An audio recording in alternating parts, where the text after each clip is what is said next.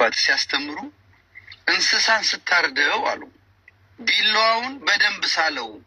ስትስለው እንኳን ቢላዋውን እንስሳው ፊት አታድርገው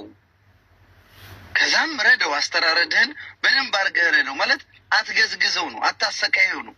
ለእንስሳ የተናገሩትን ፊክ አደረጉና ለምነት አረጉት አሁን ያንን ቪዲዮ ያየ ፕሮቴስታንት ያንን ቪዲዮ ያየ ኦርቶዶክስ ሙስሊምን እንዳራጅ አርጎ ነው የሚስለውና ሀገራችን ላይ የእርስ በርስ ጦርነት ሊጀምር ነው የእምነት ጦርነት ሊጀምር ነው ፖለቲካው እኮ በቂያችን ነው እርስ በራስ ለመባላት